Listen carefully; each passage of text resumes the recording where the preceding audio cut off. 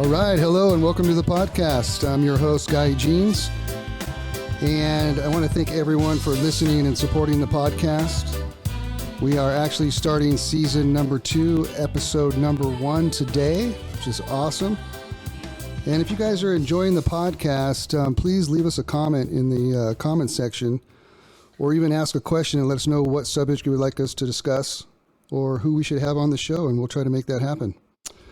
You can leave a comment or whatever media outlet you use, but we hope that you listen to us now on Waypoint TV, which is pretty cool. So that's right, we're on Waypoint TV, and if you've never gone to Waypoint TV, definitely go check them out.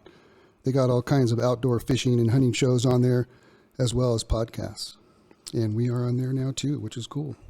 You can go to your cable channels on your TV at home or go to waypointtv.com and see all the different shows there. They got podcasts, fishing shows, all kinds of outdoor shows on there, which is really cool. Also, if you guys aren't following us on Instagram, Facebook, or YouTube, please check us out there too. I just gave away a full day guide trip, which is a value of $550 yesterday on Instagram to one lucky gentleman. So that's pretty cool. We also have a new online fly fishing course at learnhowtoflyfish.com.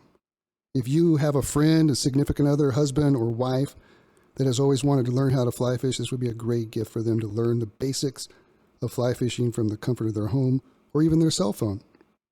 The course has 46 episodes on it, so you can learn how to do knots, you learn about entomology, learn how to cast, learn etiquette, all that kind of stuff, and that's on www.learnhowtoflyfish.com.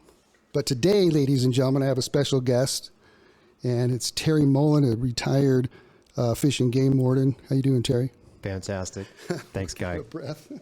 Yeah, that was quite an intro. Yeah, so I wanted to have you on the show. One is that we're friends, and you have lots of stories, and I want to ask you about all those stories and whatnot. But you know, one of the things I was trying to remember how we met. Do you remember how we met? No, I don't. You don't? I don't. Oh man. So do you? I do. I was thinking about that. I was like, I think we met. We fished together first time we met each other. You know, we went fishing up one of the creeks here with Greg Collenborn. Oh, that's right. You remember that? I do remember that. You caught a big old brown. Oh man. Up there. Don't even bring that up. That's weird, huh? I think that was the first time that we met. I think that was, yeah. Yeah. That was probably close to 20 years ago, man. Golly. Yeah. Yeah. So tell us a little bit about yourself, like where you're from and, you know, where you grew up and all that kind of stuff. You know, would love to hear that information. Well, thanks. Yeah, I actually, my parents, they met in Shafter. My mom was a Native American Indian that was from the San Carlos Reservation out in Globe, Arizona. And they came to California for work. And my dad was from Arkansas. And he was kind of a victim of the Dust Bowl days where most folks from the Midwest came out to California looking for work. And my dad got a job working for a cotton gin company. And as you know, Providence would have it, they met in actually a gas station there in Central Valley Highway and Lerdo in Shafter. Oh, that's cool. And so I was child number 3, and there was no hospital in Shafter, so I was actually born in Bakersfield. And so we were in Shafter for about a year of my life, and then my dad got a job working for oil field company out there off Rosedale when it was nothing but a dirt road with potholes. Uh-huh. I think it began right there where the Costco is now. Okay. And so, yeah, my dad worked in the oil fields for oil well service for about 18 years. And then when I turned 12, he got a job working for the county up here in Kernville for the Department of Highways and Bridges as a heavy equipment operator. Making the roads coming in here? Not making the roads, but kind of what they call the county road department now. Back then it was, I guess, the Department of Highways and Bridges. But yeah, he worked in the oil fields for 18 years. You know, I was Shafter, Oildale. And so that was kind of kind of a rough upbringing. Yeah. We used to shop at secondhand stores, and my mom was a migrant farm worker. She followed the crops. They'd sleep alongside Highway 99. And when I was growing up, my dad had me watch the Grapes of Wrath, and he said, "Son, these are your roots. This is where you're from. Oh, wow. Your mom was a Native American that came out here looking for work. And, during the Dust Bowl days, we came from Arkansas. My dad was the son of a pig farmer. And he used to tell me, and I'd, listen to him talk to people, says, I grew up with a fishing pole in one hand and a shotgun in the other." Which is really kind of weird, because when I was 12 years old, we moved to Squirrel Valley, and I used to walk across McRae Road with a double barrel 20 gauge shotgun Savage, and then I'd go up the hill and shoot squirrel and rabbits and quail and leave them in a 5-gallon bucket out by the spigot, and then I'd go to school, and then he would clean them. Okay, I was going to ask you if you were into fishing and hunting when you were younger. Mm-hmm. Yeah, Wow. it started when I was 5. My dad would bring me up here catfishing, and then I shot my first 12 gauge shotgun when I was 8. No recoil pad. So you go fishing here at Isabella? There was 2 places we went on vacation. If there was ever vacation, and usually on the weekends, it was Pismo to fish for surf perch, or up here to fish for catfish. Wow. So tell us about how you got into, I guess becoming a warden and whatnot, but there's a lot of history before that I've read about you, and that you were working at Northrop Grumman. Yes. Yeah. And what were you doing there? I started out in 1987 as a sheet metal bench mechanic, some training I got in the military. Okay. And I worked for Northrop for about 10 years. And the 10 years that I was there, I just kind of advanced through, some of the different specialties. And then after I became a helicopter pilot for the Army, I just happened to be sitting at a console one day, and one of the engineers came out and he says, "You're a pilot, right?" I go, "Yeah." He goes, "Why don't you come with me? I need some help." And the next thing I know, I'm sitting behind the, controls of the simulation cockpit of the B-2, and it's like, this is really bizarre. Did you like doing that? Yeah, it was something I never ever imagined happening. And because I just started out as a simple sheet metal worker, from Oildale, and here I am sitting behind probably one of the most sophisticated airplanes, just happenstance, being in the right place in the right time. And the older I get, the less I believe in coincidence. Uh-huh. Right. So what made you become a warden? How did you get into doing that? Well, after I was still in the military, and as a sheet metal mechanic, I got out, and then I became a crew chief. And while I was a crew chief, I got to fly in with a couple of warrant officers in a helicopter, and they're like, "Hey, you're a pretty smart kid. You got to put in for flight school." I go, "Yeah, I have. I've applied 3 times, 10 years," and they're like, "Well, let me show you how to do this." And so I got some help from them, and I asked my mom one day, I go, "Mom, do we know anybody famous?" Apparently, most of these people that make it through flight school, they know somebody, and we all know it's not necessarily what you know, but sometimes it's who you know. Uh-huh. And my mom went to Bakersfield College. There was a gentleman there who later became a congressman named Bill Thomas. And she says, "I doubt that he would even remember me." So I wrote him a letter. He called me on the phone. And he says, "Of course I remember your mother. She's a perfect example of persistence outperforms ability every time." And he says, "If you're anything like your mom, you will do well." And so we had a short interview on the phone. 8 months later, I was in flight school. And so when I was flying with this warrant officer one day, he says, "What are you doing for a living?" I go, "Well, I'm still working for Northrop." And he goes, "How many more bombers are they going to build?" I said, "Well, we're on our last one." He goes, "What are you going to do?" I said, "Well, I'm studying zoology, and I don't know. I was thinking about aerospace engineer. I was thinking about becoming a veterinarian." And he says, "Why don't you come over to fishing, or come over to the sheriff's department and fly helicopters for us? And if you don't like it, you can go do your veterinarian, game warden thing." Because my dad kind of put that seed in my mind. And so I went to the sheriff's department and flew with them for about 5 years. And then in March of '99, I had a crash. I rolled a brand new helicopter up on the side of a mountain in Cajon Pass. Oh, way. Almost killed all 3 of us. We all walked away with bruises, but... Was it just a malfunction of the helicopter? Or? No, it's It's actually a long story. Oh. It took me 10 years. I actually documented it all down. And, Oh, okay. But yeah, it was, I think it was actually providential. I look at the pictures, I got them hanging in my office, and it's like, God saved me, for something. And the next thing I know, I put in for Fish and Game. I had applied over a 4-year period, 10 years, and I called Mike Stone, who was the game warden up here, and I go, "Hey, Mike." And Up here in the Kern Valley. in the Kern Valley area. And I was a known quantity to him. He had used to chase my father around. In fact, I got a newspaper article hanging on my wall in my office. Illegal kill sends shafter deer hunter to jail for 80 days. So my dad did 80 days at Laredo for poaching a deer.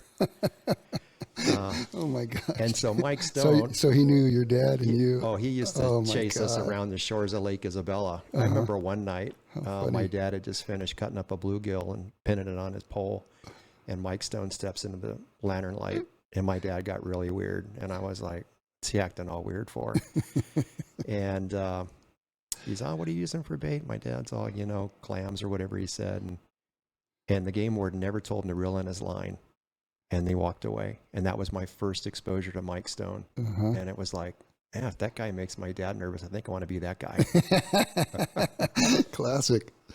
Oh my gosh. So, Mike Stone, I did a couple of ride-alongs with him, and I did the application. And probably a year later, they called me up. And even though I was a deputy sheriff, they still made me go through the academy. And where is that? Where's the academy? It's actually in Butte now, Butte College. But when I went through, it was in Napa. Oh, wow. And when I went through the academy, I'll be honest, when they asked me to go through another academy, I thought, I've been a deputy for 5 years.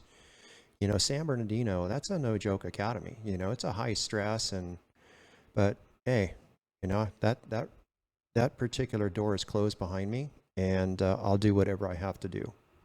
And so I went through the academy, and I thought it was going to be a breeze, but I'll tell you what, their academy is longer than CHP or sheriff, and it was 22 weeks when I went through.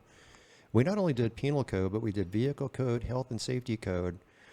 And those exams for the fish and game stuff, we'd have lieutenants and, game wardens come in and teach us. And it was very cerebral. And the exams, like I said, were not easy. Yeah, I was going to say, because being a fish and game warden, you have to know so much. I mean, there's all kinds of stuff that you guys have to know, not just all the normal stuff that a deputy has to learn, but all the other stuff. Right. The fish and game regs and all that along with it, right? That's right. And you will actually sit beside the district attorney on cases and, basically describe to him, this is what our inspection authority is. This is where we can look. And if we make a formal demand, hey, you have to show this to me. If you don't, it's a misdemeanor. You can be arrested for it. And things that you have here could be subject to seizure and what have you.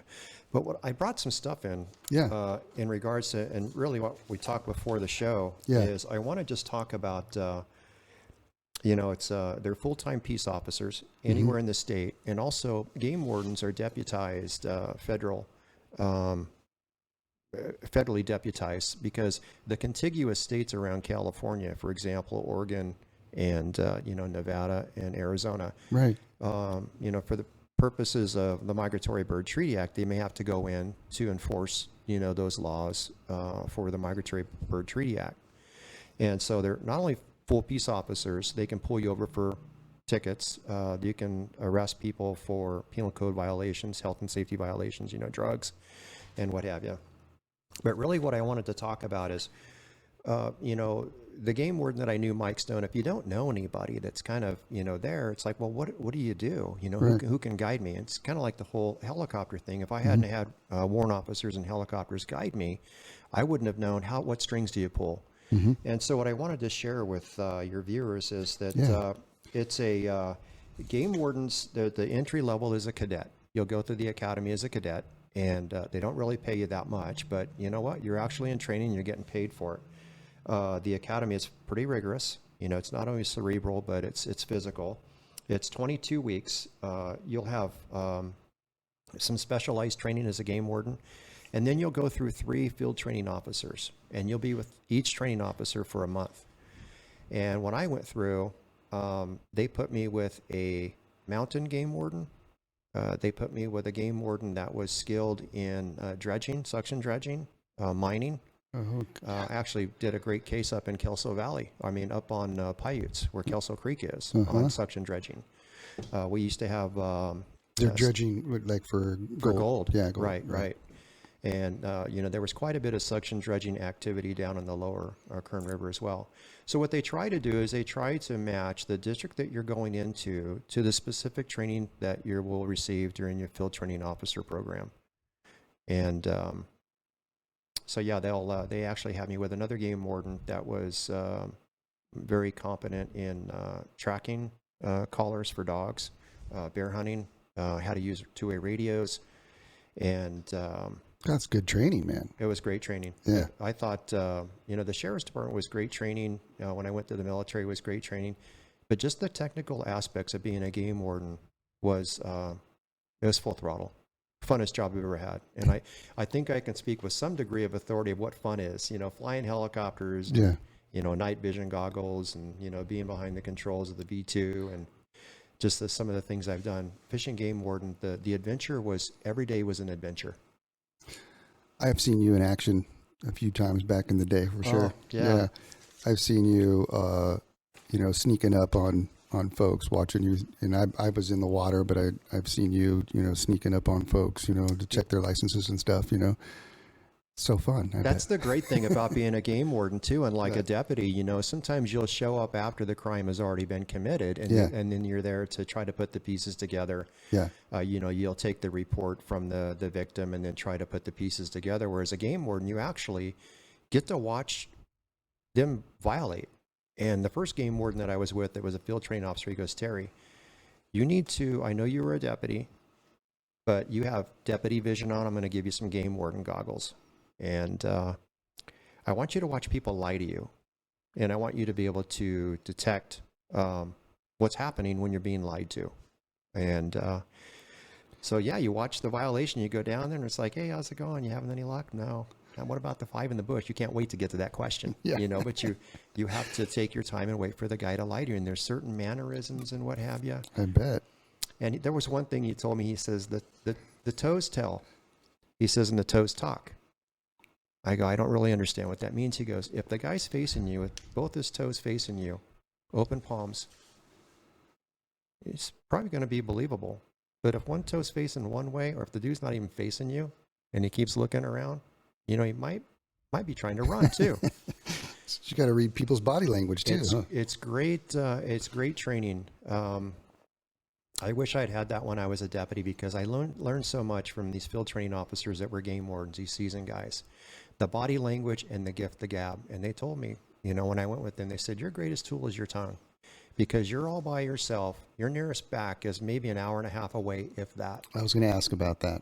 And I've been in some shootings, and I've been in some situations where it's the power of persuasion. You have to convince people that it's really in their best interest, to make a good decision. Yeah.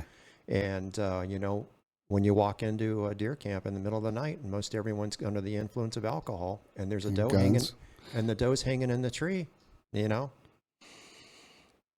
It's interesting. Yeah, I bet. And they got guns. Yeah, and they got guns. And you think about it, the game wardens, hunters have guns and fishermen have knives. Right. So there is no expectation. Everybody's armed. Whereas when I was a deputy, walking up on a traffic stop or what have you, domestic violence, you don't know if the guy's armed or not. But as a game warden, everybody's armed and you're by yourself. What was the most common thing that you wrote people up for? I would say working around the shores of Lake Isabella, because I had, if you think about Lake Isabella, we got 5 bioregions come together, so we're very unique here, in that we have the deserts with the reptile collectors, we have the quail hunters, the chucker hunters, and what have you, and then we have the mountains where the deer hunting takes place and the bear, and then around the lake, boat patrol, and now you have your fishing contacts and what have you. But just because of the sheer number of sunny days that we have in the Lake Isabella area, most of my contacts were, believe it or not, no fishing license, multiple poles, destruction of evidence, where they're trying to, cut their lines, dump the bait overboard, or get rid of whatever contraband they happen to have. But I would say the most common violations were fishing violations. Yeah. I mean, one of the things getting to know you guys over the years and stuff, one of the things that I noticed is that there wasn't enough of you guys. It always seemed like there was one for such a huge territory. And I just didn't understand that. And because you guys have bear season, deer season, then you have fishing season, then you have deer season, and you have to, go to those places, but then all these other places are getting overlooked. Is that right? Or, Yeah, that's I mean, it just seems like there should be like 10 of you. right. Right? Yeah, Mike Stone, he told me after I became a game warden, he says, Terry, you have to perpetuate the myth that you're everywhere all at once. I said, now, how do you do that? Right. He goes, well, back in the days of the 70s when we had CBs, and everyone around the Lake Isabella shoreline, they had CBs. And, they would, it was interesting. Mike Stone's handle was mushroom. And I asked him, I go, why is it mushroom? He goes, well, it's grown in the dark and it's fed manure. I'm like, okay, that's an interesting handle, Mike. But we had a guy out here by the name of Crappie Kid, and he would, get on the radio, and it's like, hey, where are you at there, mushroom? He's like, how many you got in your basket out there, Crappie Kid? So he said, I'm up here on, Rancheria Road checking deer hunters. Uh-huh. But it's what I tried to do was empower, some of the folks that were really interested in preserving, the resource. And it's like, listen, this is how I view myself, is that, I'm a referee that can't always be on the field to play. And somebody has to throw a flag. And somebody, if they throw a flag, I can see the flag, but what really amazed me is some people were very hesitant to get involved. Oh, I don't want to be a snitch. It's like, listen, they're stealing from you. Mm-hmm. They're stealing from us. Mm-hmm. And maybe somebody has to spend some time in a penalty box. And if that's what it is, then you step up and you take your lumps. And that's kind of how, whenever I caught people, it's like you turn around, it's like, oh no. It's like, yeah, hi, how are you? By the way, been watching you for 20 minutes. So here's the deal. You have a weapon on you. I have a weapon. And I can already see in your eyes where this is going to go. But really, I think it's probably in your best interest. Let's make a good decision right now. You want to go home. I want to go home. You got caught, and this is what's going to happen. You're going to receive a citation. You may or may not lose your firearm. You're going to get to go home tonight. Not going to tow your vehicle or what have you. But you basically just sell it to them. And, fortunately, there was not very many, where I actually had to take somebody physically into custody. Unlike when I was a deputy, it's like I was arresting people sometimes, 2 or 3 arrests a night. Mm-hmm. It was uncommon, but it could happen. For a deputy, it was typically, you're arresting somebody every night. But a game warden, not so much so. Is there a lot of people applying to be game wardens, or are they having a problem with people applying to be a game warden now? That I don't know. And kind of going back to your question, about the number of game wardens. When I was in, we harbored anywhere from 350 to 400. So there's 58 counties in California. So if you start doing the math, that's, maybe 6, 7, maybe 8 game wardens if you're at full squad. And it's like, well, how do you dispatch 6, 7, 8 game wardens throughout a county? And that's where the autonomy, one of the most attractive aspects of being a game warden. You get to work your own shift, and you put your thumb on the pulse, and you figure out where the heartbeat is. It's kind of cool. And that's when you get with your sportsmen, and then you ask them, anything up here I need to know about? What's Mm-hmm. going on up here? Well, as a matter of fact, you might want to keep an eye on that red truck with those 2 guys in it. Mm-hmm. All right, so what's up? Especially during the late season G6, it's Mm-hmm. like, that guy's up here every year. Yeah. Those 2, are up here every year or what have you. And so it's letting them know. It's like, hey, somebody's got to throw the flag. Somebody's got to say, hey, there's not enough of you guys around here. I know you're spread thin, but let me help you out. Mm-hmm. And so I think establishing the best possible rapport that you can with people so that they will be inclined to report it. And Mike Stone told me when I first came on, he says, Terry, a game warden has many acquaintances and few friends. Mm-hmm. In fact, you will probably in your career sign up your family. Well, that was providential or prophetic. Uh-huh. It actually happened, and it's like, wow, really? Yeah, you're doing this? Yeah, you did it. So this is my job. This is what I do. Oh my gosh. Yeah. So yeah, it must have been like in situations. I think you were telling me one time you were in an area where there wasn't any cell reception, and you came up on some guys that it was kind of spooky, and you had to like pretend like something was going on, Yeah. or something like that, right? I had a deputy yeah. tell me one time Yeah. when I was working in the jail system, because I told him, I said, this is very unnatural for me. I'm basically a helicopter pilot, and I came over here to to the sheriff's department to go to sheriff's aviation. He goes, Terry, as a deputy, you're an actor on a stage. You can be whoever you want in here behind the bar gate doors, but when you step out in there, he says, a lion recognizes a lion. You're an actor on a stage, and sometimes you have to play a different part. Mm-hmm. And I'm like, it's kind of discomforting. And so I kind of took that to heart, and throughout my sheriff's career in Fish and Game, and one of the situations I got into that you're referring to, I was down in the Lower Kern Canyon. Yeah. And I see 4 guys, and obviously they're fishing, and there's some narcotics involved. And I'm looking at one guy, and I recognize gel tattoos, and I'm like, okay, that guy's a gang member, and this guy's a gang member. And I click my radio, and I don't hit the repeater. And I'm like, okay, I'm halfway between Bakersfield and Lake Isabella. It's going to take them at least 30 minutes to get to me if I get into a fight here. I think I'm going to go back up to my truck. I've already got their vehicle, got their license plate, already ran it. And it actually come back suspended. I'm just going to go up there and wait at the vehicle. So I go to step back out.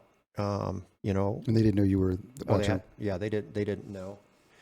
And so as I started to do my 180, I stepped on a twig, and the one guy flipped his head around, looked at me, and I'm like, hey, how's it going? And I pulled my radio out, and I go, hey man, I found them. They're about 100 yards below you. You might want to start this way, but they look cool.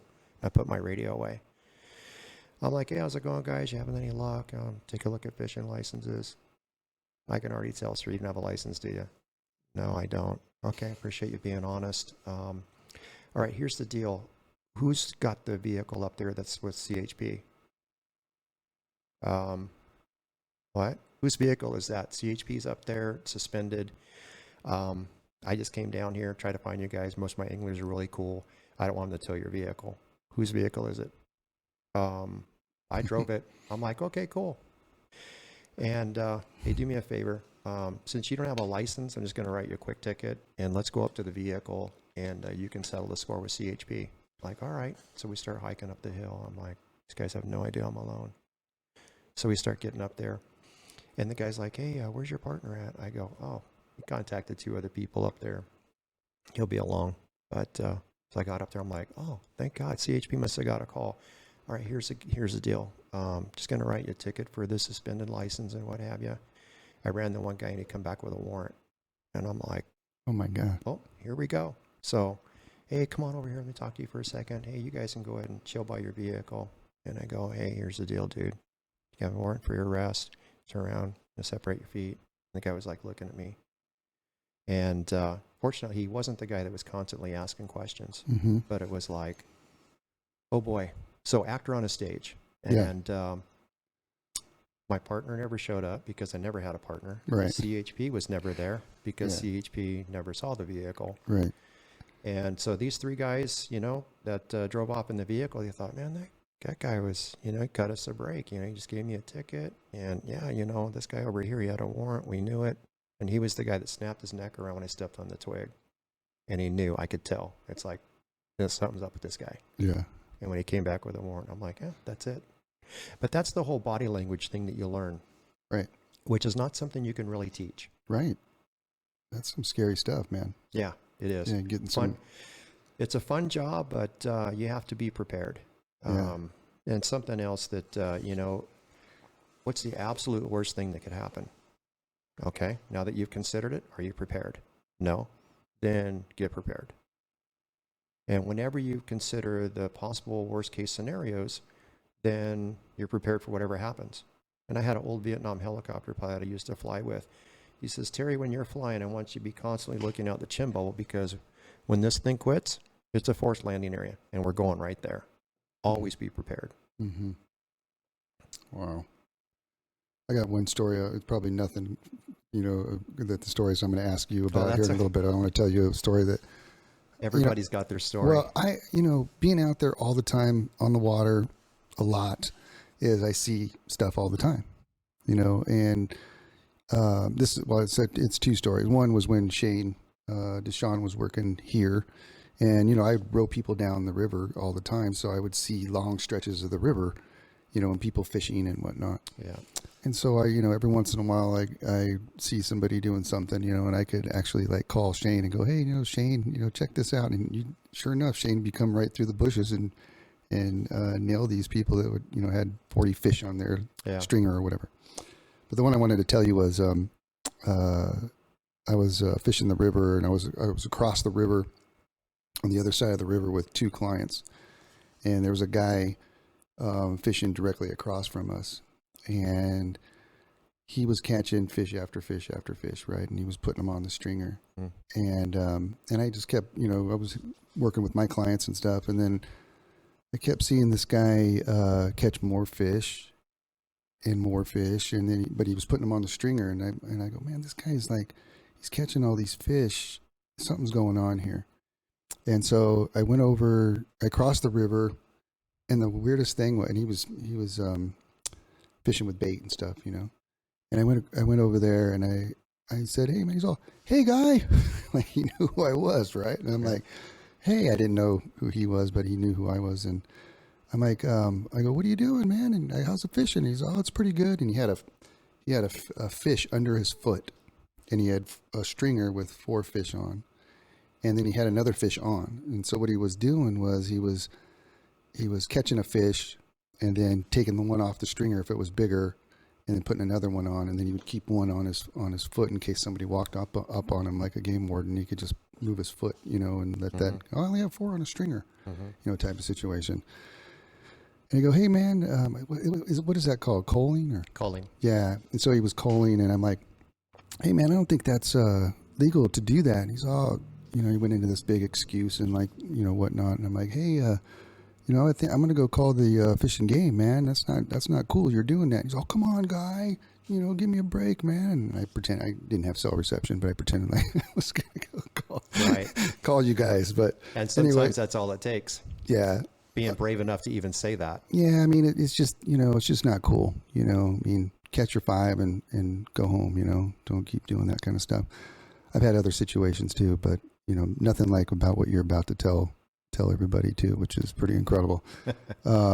So you sent me a picture, which blew my mind. And for you guys, if you guys can imagine, it's Terry, the warden, holding, I believe, Bobcat pelts. And there's, I don't know how many on there. There's like maybe 20. There was a total of 62. Oh, so 62 pelts. And he's holding them up, and there's a picture of him. And so you want to elaborate on what happened with that? That's pretty crazy. Yeah. Bobcat trapping now in California is illegal. The commercialization of bobcat pelts. Several years ago, it was legal to actually trap bobcats, and they had body gripping traps back in the days when Mike Stone was working. But when I came on, it was box traps. And a quick question: what do they do with these pelts? Actually, there is a market. There was a market, probably still is. For example, over in Russia and China, some of these colder areas, on the globe. If people have, lots of money, then, what's one of the? You look at it. People drive very expensive vehicles. They have very expensive homes. They have very expensive diamonds, and fur here in California and the United States is, it's taboo. Some people don't like to see it, and you go to other parts of the country, and it's like, hey, we this is what we wear. It helps keeps us warm. So there actually is a market. Okay. And everything that we do in law enforcement is you follow the money. There's always money to be made, and that's why I think the crimes are being committed. So this particular situation is actually a number of them, but where was this? This is, I don't want to be too. Okay. Yeah, let's go. Let's say it's in California. Okay, good. Yeah, okay. All right. Yeah, it's in California. And I'll just tell you, I just tell you this, that I used to teach bobcat trapping at the Fish and Game Academy, actually testified alongside the the director of Fish and Game, and talked to the commission about bobcat trapping, and the necessity of these people were maintaining our for some people it's it's a heritage for them. They grew up hunting and fishing and trapping and chasing bears with dogs and what have you, and that became taboo. And so what happened on this particular case is we have a person that they were raised trapping, and it's body gripping traps is that's what they do, and it's the clamping, anything that grips the body, okay, and prevents it, as a body gripping trap. And what was happening is, when you trap a bobcat with a body gripping trap, it's indiscriminate. It traps everything. It traps a kitty cat, it traps a rabbit, it traps a raccoon, a possum, anything. It's indiscriminate. And so they went to these live box traps that have a guillotine door that shuts behind it whenever the animal goes into the cage, puts its nose on the scent ball, and then, boom, now you have a live whatever it is inside the trap. It's like, oh, I don't want that. That's a raccoon, that's a rabbit, and then they let it go. Greed gets the best of most of us. And whenever there's money to be made, what was happening is, at this particular time, the average price of a bobcat was about $674 per person. The top cat in that year was $2,100. That's for one bobcat. I actually had people that were taking 2 months of leave of absence to go and trap bobcat. They were making anywhere from $45,000 to $60,000 in 2 months. Oh, wow. So the smuggler's blues, the lure of easy money.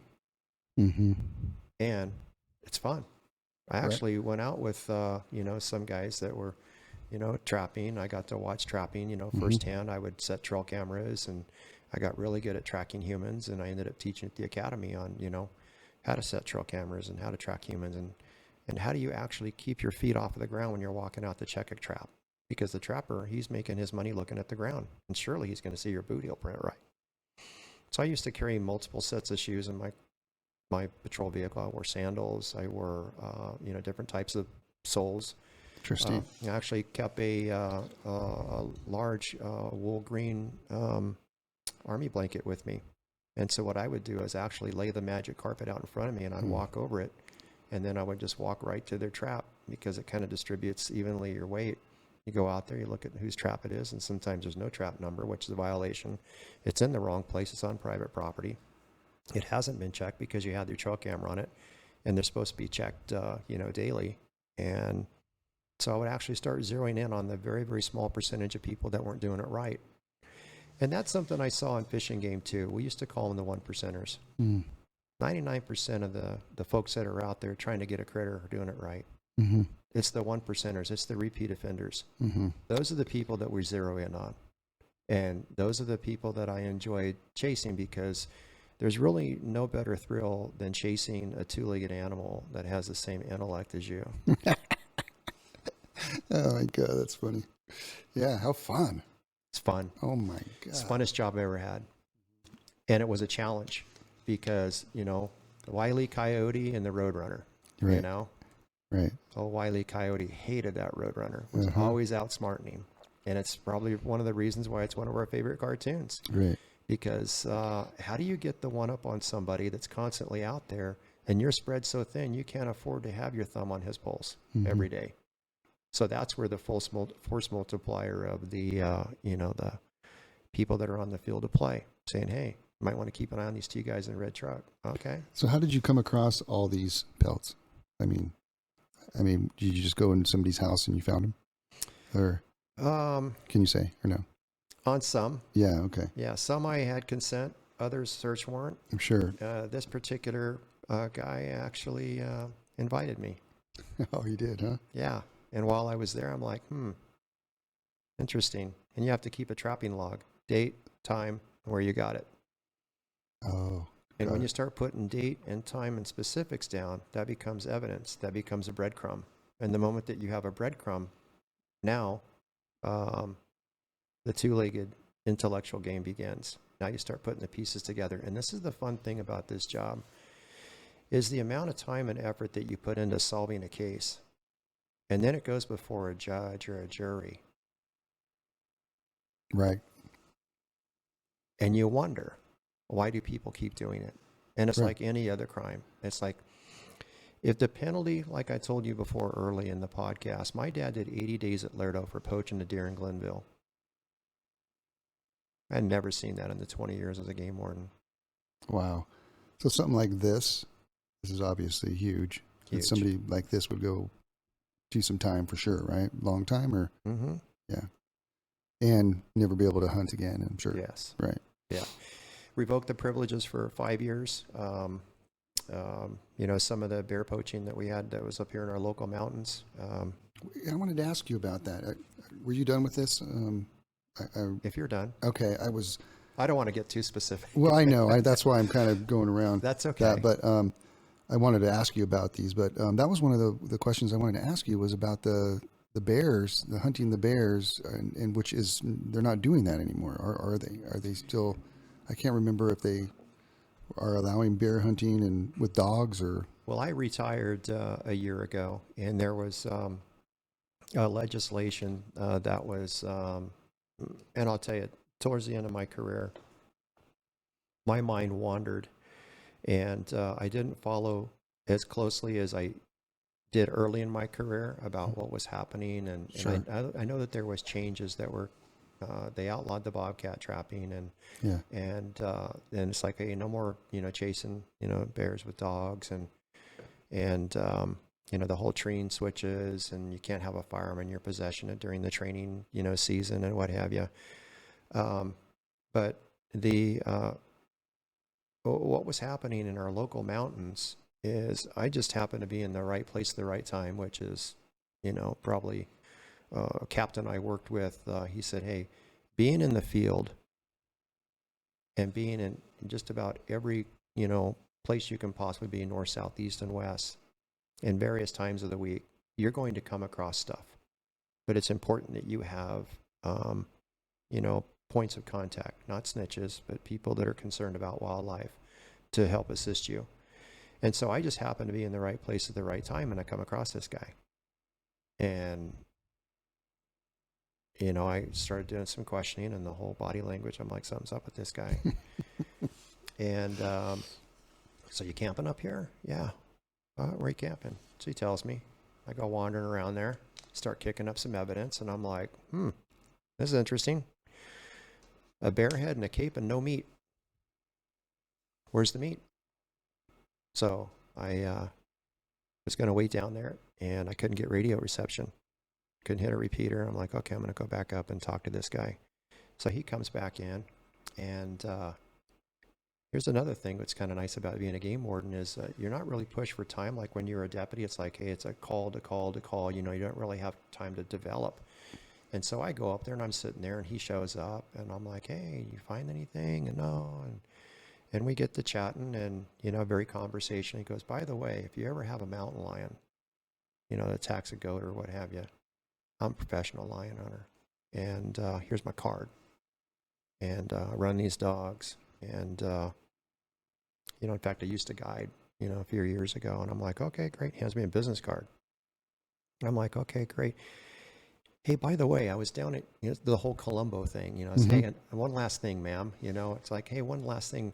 I went down to your camp, and you have a bear head down there and a cape with no meat. Where's the meat? And by the way, I noticed that your bear tag is not even filled out. It's in pencil. He goes, well, I have an 8th grade education, and I'm not really good at filling out stuff. And I'm like, wait a minute. You just told me you were a professional guide hunting bears and lions, and now you're telling me that we're rowing the boat backwards now. What's going on here? And so I was pretty new, and every year half of the game wardens in the state get together, a thing called advanced officer training. And while I'm there briefing my lieutenant, the captain walks by and he goes, "Did you just say?" I go, "Yeah." He goes, "Where are you from?" I go, "I'm from Kern County." He goes, "What's he doing down there?" I go, "I contacted the guy who was up here. He's bear hunting this side." He goes, "You're on the tip of the spear here. Let me tell you what's going on." We ended up launching an investigation with the DA's office, and we infiltrated a bear poaching ring. They actually made it on the Field and Stream, made it on Oh, is that right? local news. Actually arrested, confiscated guns, vehicles, took it. And we had a guy that was actually booking hunts, a guy that was taxidermying the the critters that were being taken, and then somebody that was running the hounds. And it's all public information. But yeah, the actual Field and Stream came down and interviewed our squad and asked us about it.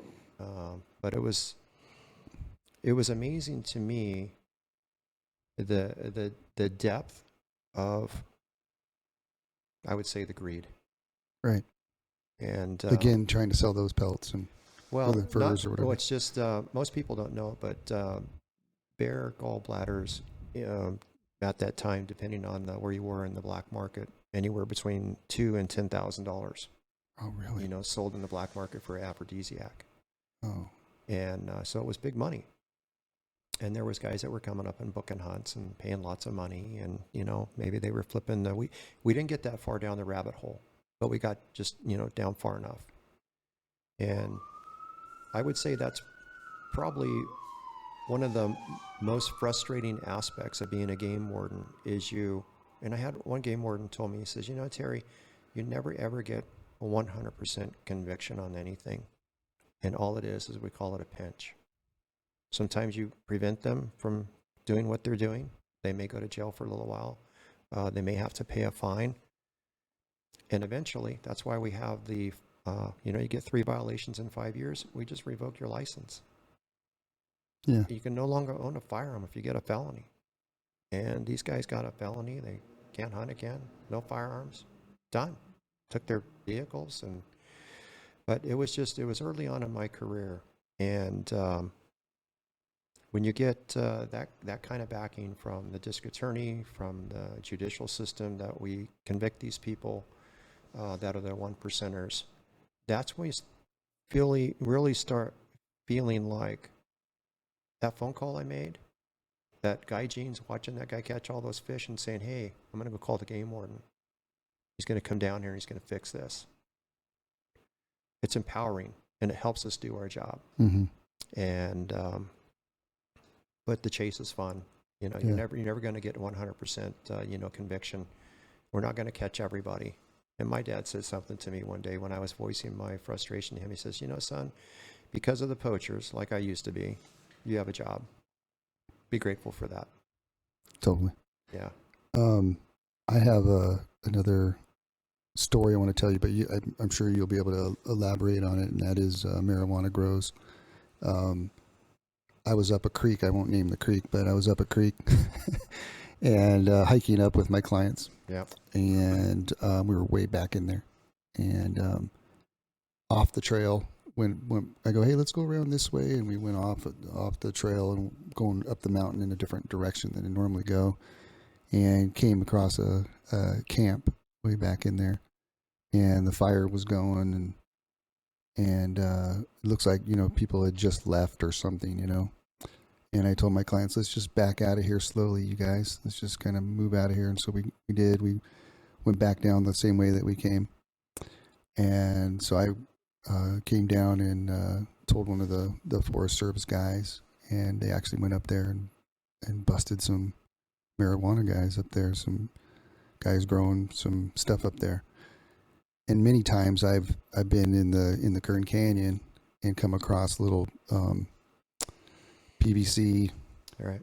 I don't know what those are called. Like it's the flex pipe or whatever that's going down to the poly pipe. Yeah, poly pipe going down to the river in different situations and stuff. And from what I've heard in the past, is that the Sequoia National Forest is a hotbed for marijuana grows. I'm not sure how it is now that marijuana is legal, but did you run across a lot of that stuff in your career? Yeah, sure did. We were actually number one in the nation for marijuana grows here in the Sequoia National Forest. Yeah, that's crazy. Did you run into a lot of that stuff, or did you have to go off and? Yeah, quite a few. I would team up with, the Forest Service LEOs, the BLM. Got into a couple situations where I've, been shot at. Really? Yeah. Scary stuff, man. Yeah, it's very scary. Yeah. Yeah, my last one was just a few months before I retired. I was by myself with 8 guys. And crazy. Yeah, it is crazy. That's scary stuff. And when we first started getting into marijuana, I actually had some hunters, they asked me, it's like, hey, you guys are spread so thin as game wardens. When you start getting into the marijuana business, don't you guys have, other people to check? And I mean, it's a valid question. Mm-hmm.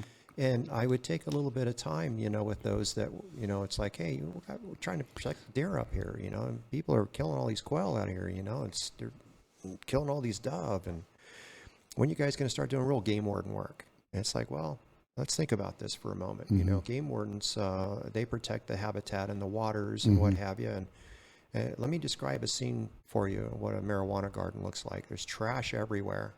They've put poison around the perimeter, most of them, that kills the bears because the bears are coming in because they smell the food. And whenever the food drop-off doesn't occur, then guess what you're eating? You're eating what nature provides. And sometimes nature happens to walk by on 4 legs, and it's very opportunistic, and so guess what gets poached? Right. And so some of the gardens that we went into, we often found not only the poison, but with the evidence of poached animals. And when the crop is done, all that stuff gets, left there. And so now you have illegal herbicides, pesticides that now leach into the waterways that eventually, leach down the streams and then into our lakes. And people I think are now starting to see, even in Lake Isabella, people ask me, they're like, what's going on with this algae bloom here? I've never, ever seen it that bad. And I'm thinking, well, I just wonder if the combined effects of all of these tributaries where the marijuana grows, like you said, I mean, we're not alone. There's other people that are wandering upon these gardens that are just left. And do you know, you said the herbicides, and I've seen, just a regular everyday water bottle, like in a meadow, and it has like... It's pink. Yes. It's Verdan. Yeah. Is that what it is? Oh, yeah. It is super poisonous. It's banned in California. It's actually banned in the United States, and it's actually a pesticide that's generated in Mexico. Yeah, it's highly effective, and yeah. And they put that, for one, they put that on the marijuana, right? Or the plants itself? Or? Yeah, and sometimes at the base, and this is something that was addressed by the game wardens, a couple years into our marijuana interdiction efforts, like, hey, helicopter comes flying over, we're loading up all this marijuana, and all this stuff is airborne now. Right. Where's the PPE? What are we doing here? Right. We're not just chopping dope. Right. We're people, Right. And so like any other, lesson, it comes with experience and education and knowledge. And it's like, well, what is this stuff? So now we had, later on in my career, we had environmental scientists coming in and doing, looking at the site and addressing what's there. And, the 10,000-pound elephant in the room, it's like, hey, are we going to do a site survey before we go in? And just before I left Fish and Game, I was actually discussing with some of my partners. I go, what we should do is we should actually have drones, and we should go in with infrared, and we should do a site survey and find out how many live bodies do we have in there. So if we know we're outnumbered, where they are strategically placed around the garden. Great idea.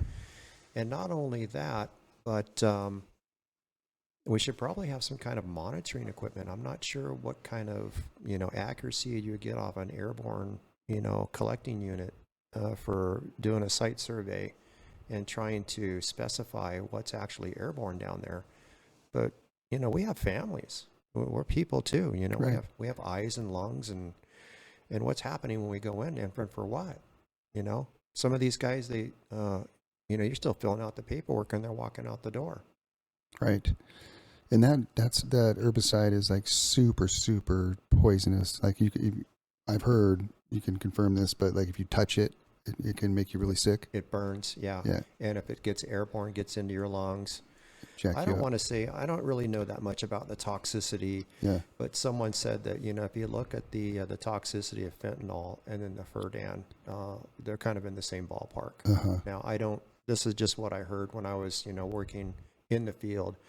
And that was enough for me to say, you know what, I'm done, going into gardens and chopping stuff up. And Fish and Game, they actually have their own, or Fish and Wildlife, they now have their own dedicated, marijuana task force. Do they? And, these guys they're trained up, and they're trained for what's actually the worst thing that could go wrong. Not only people-wise, firepower-wise, PPE, private protection, personal equipment. But yeah. How big were these plants that you would see when you go in there? It's actually one of the pictures I deleted that I sent you. Oh, really? Yeah. Okay. Yeah. I can tell you that They're like forests? Yeah. They would be anywhere from, I would say, 6 to 10 feet tall. Oh, my God. And some of the biggest gardens we went into, they had the drying sheds, and they would have the tarps over them, and they'd have strings, and all the dope is just hanging. And then they had the sifting screens, and just, inches and feet of marijuana. How many plants do you think, like when you went into a big grow, that they would grow in there? Well, to kind of wrap our mind around it, let's go duffel bags. Okay.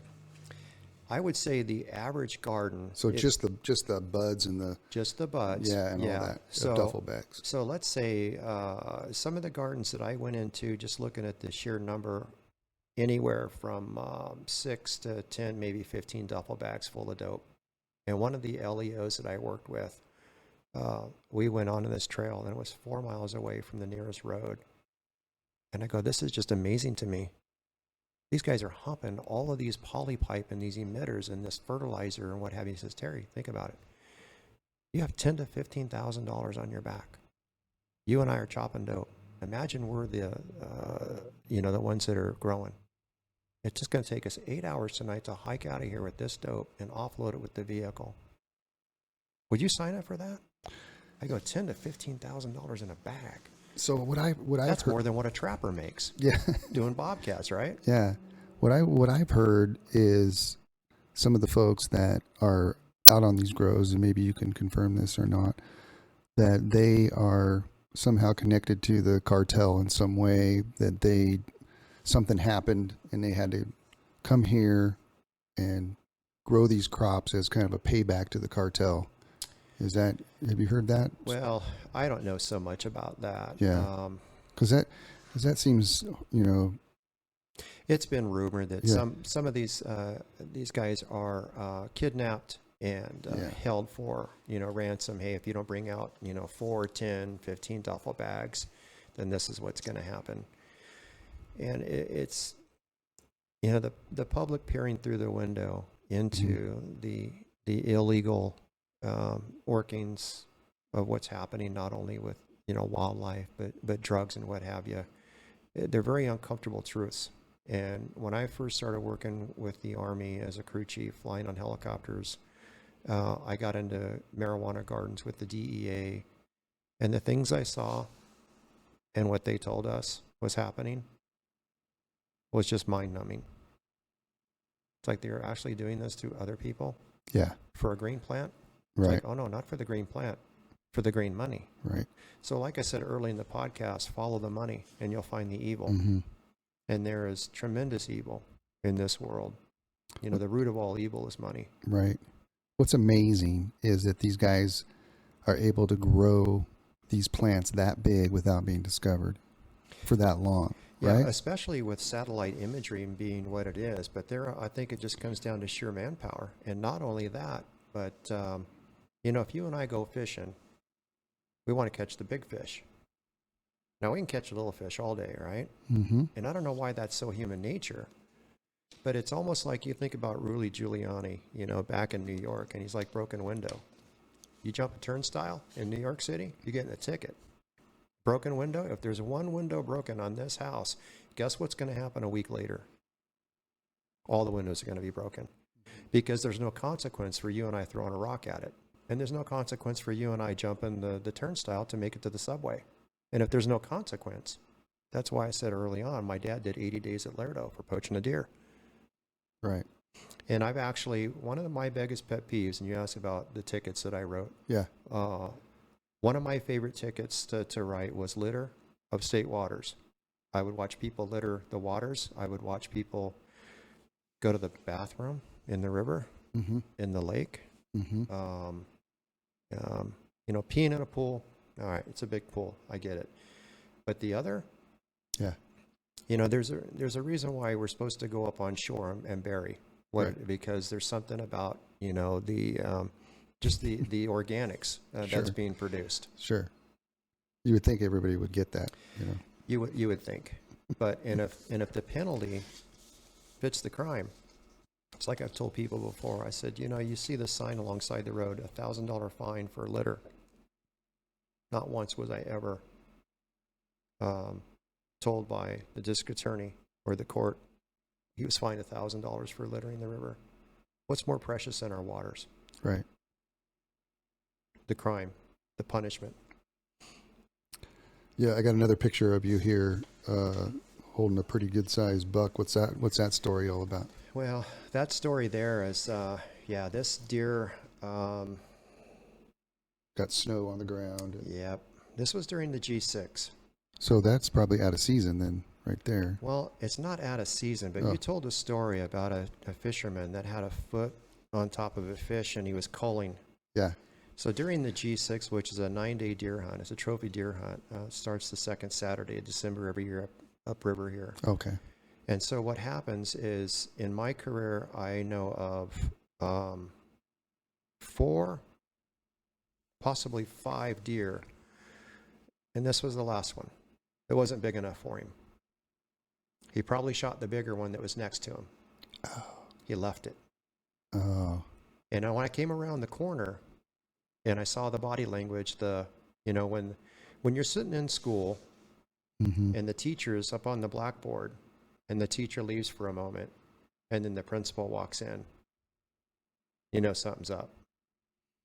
Yeah. When I drove up, the principal was in the classroom. And they're like, it got quiet and it got weird. And I had a game warden tell me one time, he says, Terry, I want you to think about this. Every time you roll up on a situation when the behavior changes, something's up. But if the behavior remains the same, they keep casting, they keep fishing, they keep drinking their soda, they keep conversing, it's cool. But the moment they see you and the head goes down, they start to walk away, or they find a new activity to suddenly, indulge themselves with, something's up. Something's up. So on this one here, something was up. Never solved it. Oh, he didn't? Never solved it. They just kept denying? So what That's I did. That's a nice one right there. Yeah. I kind of drug him out to the road. A couple guys roll up. Dude, it's a nice buck. What's up with the buck? I go, well, here's the deal. I'd never shot a buck that big. That's a big, I'd love to have that on my go. Really? You got a tag? Yeah. All right. So the other 2 guys are like, wait a minute. It's only the second day of the hunt. You going to throw your tag on that thing? I go, either that or it's going to go to waste. Yep, one of the hunters threw his tag on it for me. Right on. So it's now hanging on somebody's wall. It's got the meat in his freezer. This one seems like it's a little bit bigger than normal. That's a pretty big one, right? It is a big one. Yeah. And that's a fairly typical of the G6, the deer that come down after the snows in the high country. They're starting to rut up. They're getting not near as wary because of the rut, and they want to breed. And really the last thing on their mind is running from a hunter, or, they really don't want to forage. They just want to breed.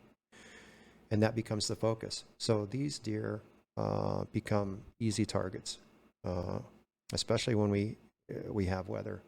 Remember one of the first years I was up here, I think it was either the second year, I was working with Shane, G6. And we had heavy snows up off Sherman Pass coming over onto Cherry Hill Road, about 2 feet of snow. I remember because we almost got stuck. And there was a line of people there at Calkins Flat around the corner from McNally's. And I pulled up there, and I was amazed at how many people were watching the deer come down the hill. And there was guys actually having conversations. You know, it's like, hey, there's a 3x4, 3x3. It's like, oh, look at the one to the right. It was almost like walking into the store and squeezing the bread to find out which one's freshest. Mm-hmm. And yeah, they were picking their bucks. You know, it's like, oh, there's a nice one. Interesting. Yeah. Huh. But that's typical of a deer that has moved down from the high country. You can see the amount of snow that's around it. But fortunately, that buck wasn't wasted. But unfortunately, 3 of the 4, I can't remember. I'm thinking the 5th one was maybe legal, but they were wasted. Yep. Waste of game. Wow. Which is a huge violation. Right. Wow. So, what's the craziest story that you've ever had, if you have one? Or are these? I mean, is there some that you can't talk about? I'm sure, but is there any crazy stories that you can think of that you could end with? Offhand. One of the things while you're thinking about that is, I had a couple of fish and game biologists on the podcast, and we're talking about all the animals and stuff. It was a really great podcast, and we started talking about the elk that have kind of come into the valley. Have you heard about this? Yeah, I got a picture of one. Oh, you did? Oh, yeah, cool. During the fire camp, there was 3 of them. Oh, was that you that got the picture? Oh no, that wasn't me. Oh, okay, because I saw that picture too. Where was that? It was between Camp 9 and Juniper Point. Oh, sweet. Yeah, they were going north up the North Fork of the Kern. Nice, man. In the willows. Have you ever seen that before? And you know, years ago, I had a guy. He said, "Hey, I was in the back of this valley over, Erskine Creek area, and oh yeah, I think there's. Can you look at this picture of the scat? I'm looking at it. Look at the prints. I'm like, where was this taken? Mm-hmm. Like, I've lived up here all my life. I've never seen that.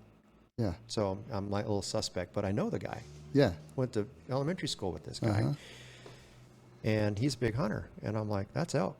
Yeah. He goes, yeah, I thought so. I go, yeah, let's go take a look. And he goes, oh, this is weeks ago. And I'm like, okay. And then I started hearing reports. Uh-huh. And then. How long ago was that? Oh, shoot. I would say 8 years ago. Okay. Yeah, 9 years ago. Uh-huh. So they've come over from Tejon, crossed the 58. It's crazy. And they've come through the Tehachapi's, kind of intersect with the Paiutes, and kind of into the Scoties, and yeah. And I guess one came into the Kernville Golf Course here too. I didn't hear about that one. Yeah. I saw the picture. It was a female sitting in there eating. Isn't that really cool? I know, it is cool. It's the coolest thing ever.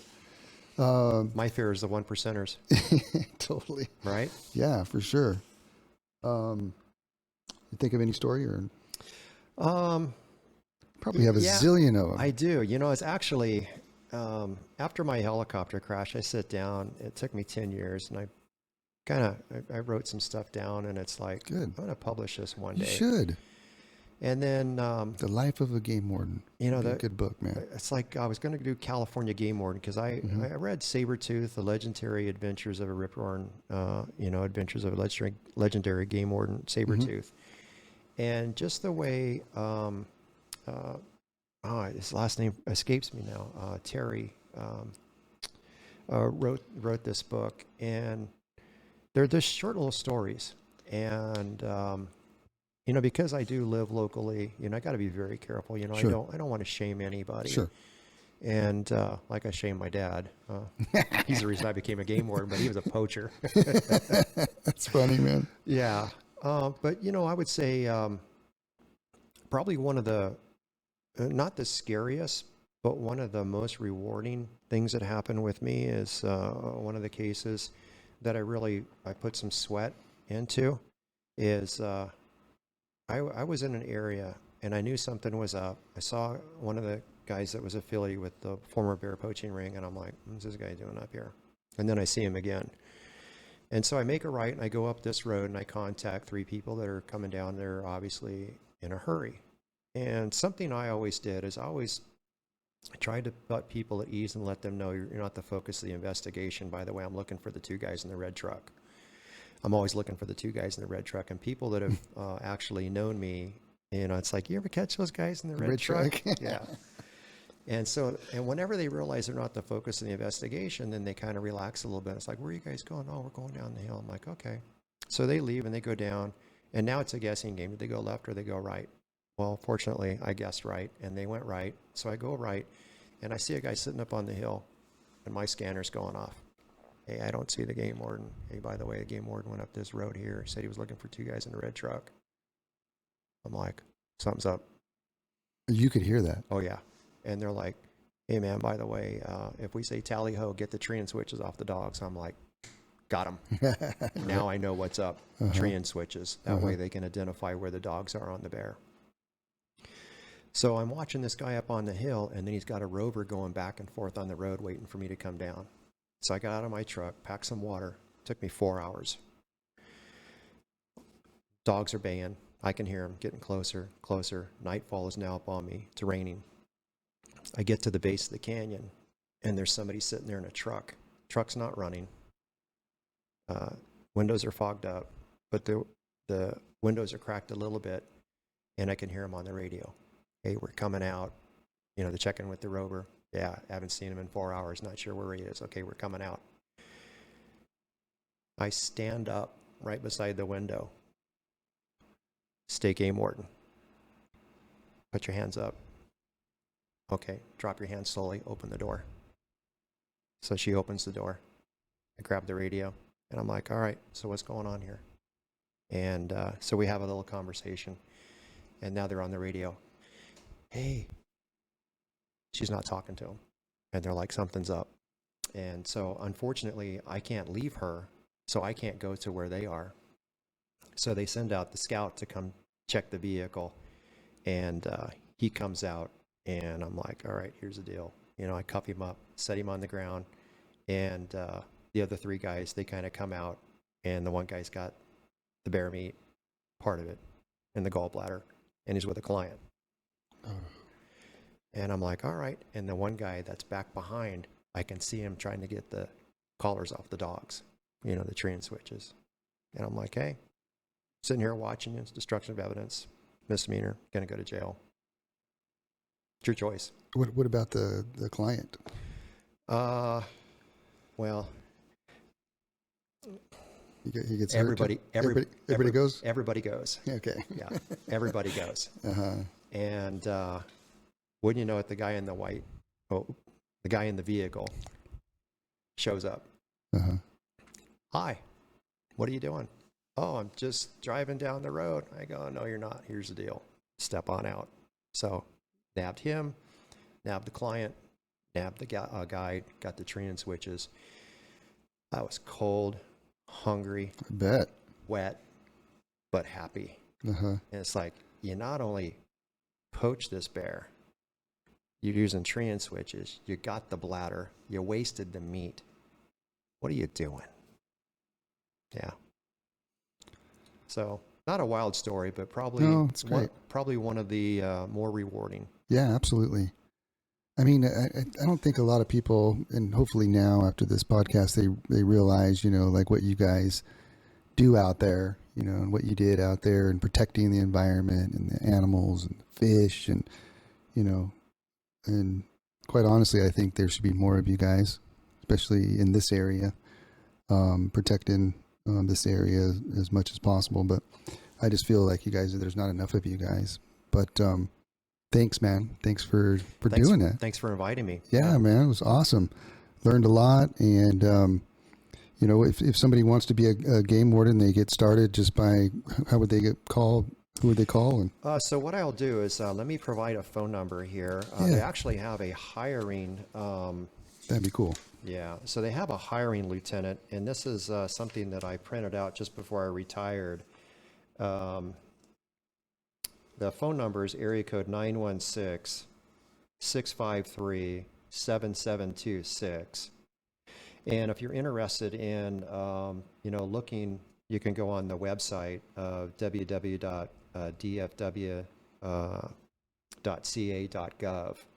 and you would have to complete a standard California application. And let's see here. There's actually one on a website.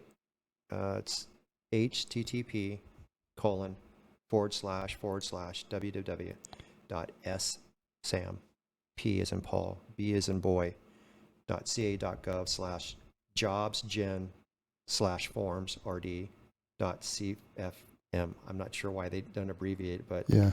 I know that's kind of long. But just go on the Fish and Wildlife, Department of Fish and Wildlife website, Perfect. and that should help them. Awesome. Terry, thank you so much for being here. Well, thank you. I really appreciate it. And thank you all for listening to this podcast. And we'll catch you guys next time. This was Season 2, Episode 1 with Terry Mullen.